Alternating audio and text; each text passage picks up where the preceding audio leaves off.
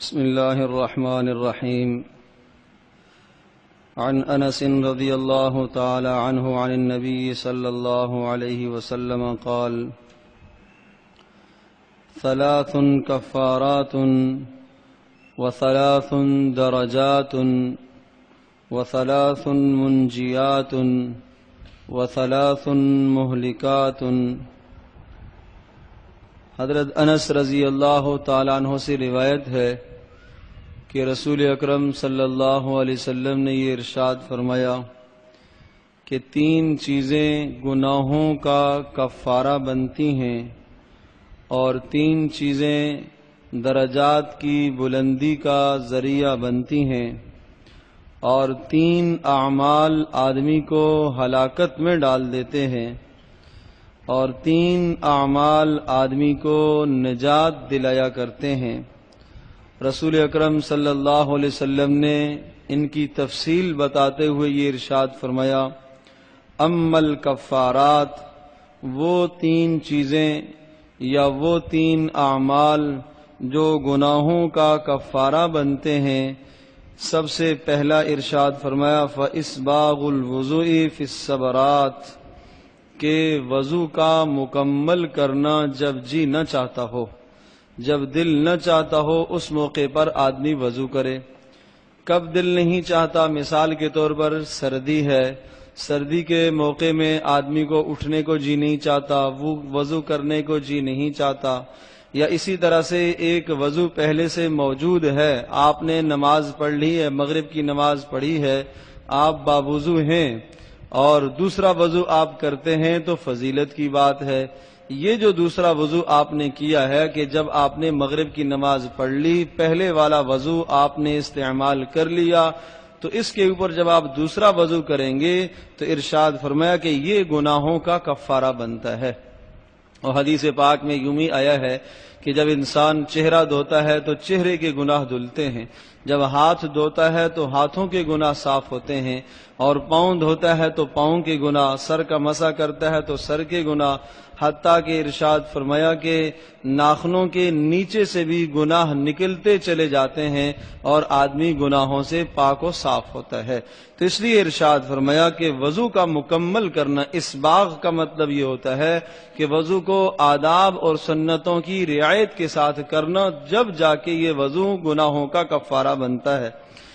دوسری چیز ارشاد فرمائی وَانتظار الصلاۃ بعد الصلاۃ، ایک نماز کے بعد دوسری نماز کا انتظار کرنا اور دل میں یہ تمنا اور تڑپ ہو کہ کب اگلی نماز کا ٹائم آئے تو میں فوری نماز کے لیے کھڑا ہو جاؤں. چاہے تو مسجد میں بیٹھ جائے، یہ بڑی فضیلت کی بات ہے، اور اگر گھر گیا ہے اپنی ضرورت کے لیے لیکن اس کا دل مسجد میں اٹکا ہوا ہے تب بھی یہ فضیلت کی بات ہے. ایسا کرنے سے اس کے گناہوں کا کفارہ بن جائے گا. لیکن جب آدمی مسجد میں بیٹھتا ہے تو اس بات کا خاص خیال رکھے کہ مسجد میں کوئی لغو اور بیہودہ بات نہ کرے، مسجد میں کوئی خلاف شرع کام نہ کرے، مسجد میں دنیا کی باتیں نہ کرے، مسجد میں کوئی اور ایسا عمل نہ کرے کہ جس سے فرشتوں کو اذیت ہوتی ہو، جس سے انسانوں کو اذیت ہوتی ہو. اگر ایسا عمل کرے گا تو پھر یہ انتظار کرنا نماز کا یہ گناہوں کا کفارہ نہیں بنے گا. اور تیسری بات ارشاد فرمائی وَنَقْلُ الْأَقْدَامِ إِلَى الْجَمَاعَةِ، کہ جماعت کے لیے قدموں کا نکلنا، جماعت کے لیے جو آپ کے قدم نکلتے ہیں جب آپ نماز کے لیے مسجد میں آپ تشریف لائیں، جب ہی حکم دیا گیا، تاکید کی گئی کہ آپ جلدی جلدی آپ نماز کی طرف متوجہ ہو جائیں. حکم دیا گیا کہ جب اذان ہو جائے تو اپنے تمام مشاغل اور تمام مصروفیات کو آپ چھوڑ دیں اور آپ جماعت میں آ کے شریک ہو جائیں، تاکہ آپ کو دوبارہ یہ نوبت پیش نہ آئے کہ دوبارہ سے جماعت کرنی پڑے. آپ پہلے سے ہی اہتمام کریں، آپ پہلے سے ہی اہتمام کریں. نبی اکرم صلی اللہ تعالی وسلم کے زمانے میں یہی اہتمام ہوا کرتا تھا کہ حضرت صلی اللہ علیہ وسلم کے زمانے میں جب اذان ہو جایا کرتی تو فوراً نماز کی طرف متوجہ ہو جایا کرتے تھے، فوراً اللہ کے ذکر کی طرف متوجہ ہو جایا کرتے تھے. تو یہ اصول اور یہ ضابطہ ہے. اگر یہ بات جائز قرار دی جاتی اور اس بات کی نبی پاک صلی اللہ علیہ وسلم اجازت دے دیتے کہ جناب ہر آنے والا اپنے لیے الگ جماعت کو قائم کر لے، علیحدہ سے مستقل طور پر جماعت کو قائم کر لے تو پھر نبی پاک صلی اللہ علیہ وسلم کے زمانے میں اس کی بے شمار مثالیں ملتی، جبکہ آپ علیہ الصلوۃ والسلام کے زمانے میں اس کی مثالیں نہیں ملا کرتی تھیں۔ وہاں یہ تصور بھی نہیں تھا، بس اذان ہو گئی تو اپنے تمام مشاغل کو چھوڑ دیا اور مسجد کی طرف متوجہ ہو جائے۔ یہ سستی اور کاہلی کی علامت ہے۔ قرآن مجید میں یہ ارشاد فرمایا کہ اہل نفاق کی یہ پہچان ہے اور علامت ہے کہ جب وہ نمازوں کی طرف آتے ہیں تو انتہائی کاہلی اور سستی کے ساتھ آتے ہیں۔ مومن کو خوب چست ہو کے جلدی مسجد کی طرف متوجہ ہونا چاہیے۔ ارشاد فرمایا وَنَقْلُ الْأَقْدَامِ إِلَى الْجَمَاعَةِ کہ جماعت کے لیے جو آپ کے قدم اٹھتے ہیں، یہ قدموں کا اٹھنا یہ باعث اجر ہے اور یہ گناہوں کا کفارہ ہے۔ اور پھر ارشاد فرمایا وَأَمَّا الدَّرَجَاتِ اور وہ اعمال کے جن کے ذریعے سے آپ کے درجات بلند ہوں گے، فرمایا فَإِطْعَامُ الطَّعَامِ یہ کھانا کھلانا ہے، غریبوں کو، ضرورت مندوں کو، حاجت مندوں کو کھانا کھلانا یہ رفع درجات کا ذریعہ بنتا ہے۔ ایک ہے صدقہ اور ایک ہے عطیہ۔ صدقہ وہ کہلاتا ہے کہ آپ ثواب اور قربت کی نیت سے کوئی مال فقیر پر خرچ کرتے ہیں تو یہ صدقہ کہلاتا ہے۔ نفلی صدقے میں سے آپ خود بھی کھا سکتے ہیں، فقراء کو بھی کھلا سکتے ہیں۔ اور ایک عطیہ ہے کہ انسان دوست احباب کو بلا لیتا ہے اور گھر میں کھانے کا اہتمام کر لیتا ہے، اس میں کوئی فقیر نہیں ہے، سارے کے سارے صاحب حیثیت ہیں، صاحب مال ہیں، آپ نے اغنیا کو بلا لیا تو یہ عطیہ کہلاتا ہے۔ دونوں طرح کا کھانا کھلانا باعث اجر ہے اور رفع درجات کا ذریعہ ہے۔ اسی طرح سے دوسری چیز ارشاد فرمائی وَإِفْشَاءُ السَّلَامِ سلام کا پھیلانا یہ بھی درجات کی بلندی کا ذریعہ ہے کہ جو بھی ملتا چلا جائے اسے آپ سلام کریں، آپ سلام میں پہل کریں۔ اور تیسری بات ارشاد فرمائی وَالصَّلَاةُ بِاللَّيْلِ وَالنَّاسُ نِيَامٌ یہ بڑی سعادت کی بات ہے اگر کسی کو نصیب ہو جائے۔ فرمایا رات کی تنہائی میں، اندھیری میں نماز پڑھنا جب سارے کے سارے لوگ سو رہے ہوں۔ وَالصَّلَاةُ بِاللَّيْلِ وَالنَّاسُ نِيَامٌ لوگ سو رہے ہیں اور یہ اللہ پاک سے راز و نیاز کی باتیں کر رہا۔ تو ارشاد فرمایا یہ تین اعمال ہیں کہ جو انسان کے درجات کی بلندی کا ذریعہ بنتے ہیں۔ اما المنجیات اور وہ اعمال جو انسان کو نجات دلاتے ہیں، جہنم سے نجات دلاتے ہیں، دنیا کے تفکرات سے اور غموں سے اور مصائب سے نجات دلاتے ہیں۔ فرمایا فالعدل فی الغضب والرضا یہ کیا ہے؟ عدل و انصاف کا کرنا۔ کس موقع پر؟ فی الغضب والرضا کہ جب انسان کو غصہ آ رہا ہو اس موقع پر بھی، والرضا اور جس موقع پر انسان خوشحال ہو اس حال میں بھی، ہر حال میں عدل و انصاف سے کام لینا۔ دوسرا عمل والقصد فی الفقر والغنا اور درمیانہ روی اختیار کرنا۔ والقصد فی الفقر والغنا درمیانہ روی اختیار کرنا، جب فقر و فاقہ ہو اس موقع پر بھی اور جب مالداری ہو اس موقع پر بھی، ہر حال میں درمیانہ روی اختیار کرنا۔ اور تیسرا عمل بتایا والخشیۃ اللہ فی السر والعلانیہ کہ ہر حال میں اللہ پاک کا خوف اختیار کرنا، ہر حال میں اللہ کا ڈر اختیار کرنا، خوف اختیار کرنا۔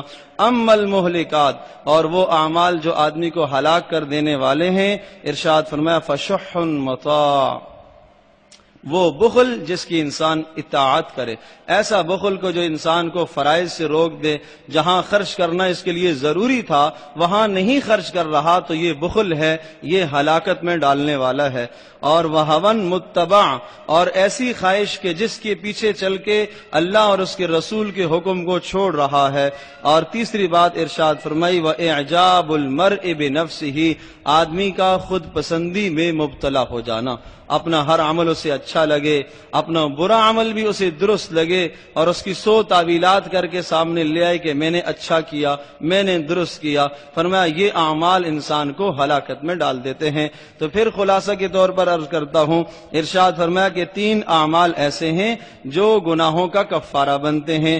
ایک اسباغ الوضو کہ وضو کا مکمل کرنا، دوسرا ارشاد فرمایا وانتظار الصلاۃ بعد الصلاۃ ایک نماز کے بعد دوسری نماز کا انتظار کرنا، تیسری بات ارشاد فرمائی وَنَقْلُ الْأَقْدَامِ إِلَى الْجَمَاعَةِ جماعت کی طرف خوب کوشش کر کے آنا۔ یہ 3 اعمال ہیں جو انسان کے لیے گناہوں کا کفارہ بنتے ہیں۔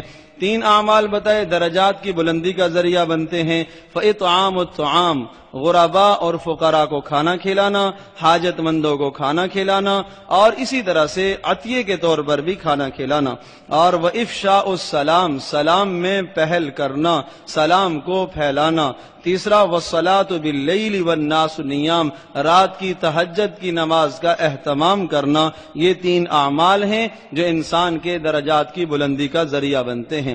ارشاد فرمایا تین اعمال ایسے ہیں جو نجات دلانے والے ہیں، عدل و انصاف، درمیانہ روی اختیار کرنا، غصے کی حالت میں بھی اور خوشی کے حالت میں بھی۔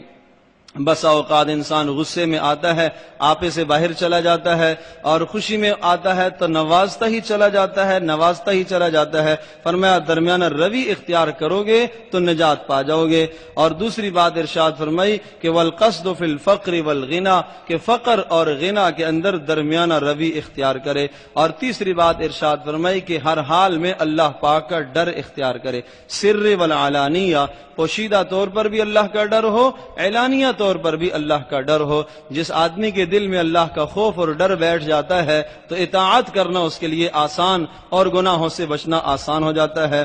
اور پھر ارشاد فرمایا اما المہلکات، وہ چیزیں جو آدمی کو برباد کر دیتی ہیں، ہلاک کر دیتی ہیں، وہ اعمال جو انسان کو ہلاکت میں ڈالنے والے ہیں، ایک وہ بخل جس کی انسان اطاعت کرے اور آدمی کو فرض جگہ پر بھی خرچ کرنے سے روک دے، اور دوسرا وہ خواہشات اور نفس کی پیروی کے نفس کی پیروی اور خواہشات کے لیے انسان اللہ کا حکم چھوڑ دے، اور تیسرا وَإِعْجَابُ الْمَرْءِ بِنَفْسِهِ، ارشاد فرمایا کہ آدمی کا خود پسندی کے اندر مبتلا ہو جانا۔ یہ تین اعمال انسان کے لیے ہلاکت اور بربادی کا ذریعہ بنتے ہیں۔ اس لیے میرے عزیز دوستو اور بزرگوں، نبی پاک صلی اللہ علیہ وسلم کے جو ارشادات ہیں بظاہر چھوٹی چھوٹی باتیں ہیں، بہت آسان سہل باتیں بتائی ہیں، لیکن ان باتوں پر ملنے والا اجر و ثواب وہ بے انتہا ہے۔ اور جو گناہ کے اعمال بتائے ہیں، ان گناہوں کے اعمال پر جو ملنے والی سزا ہے وہ بھی بہت بڑی ہے۔ نیکی کرتے ہوئے انسان سوچے کہ اس نیکی کے اندر جو مشقت ہے وہ تھوڑی سی ہے، لیکن اس کا اجر جو ہے وہ بے انتہا ہے۔ گناہ کرتے ہوئے آدمی سوچے اس گناہ کی لذت بہت تھوڑی سی ہے، لیکن اس گناہ کی جو سزا ہے وہ بہت بڑی سزا ہے۔ اس طرح سے انسان اپنے آپ کو سمجھائے اور گناہوں سے پیچھے رہے۔ اللہ تبارک و تعالی ہم سب کے لیے عمل کرنا آسان فرمائے۔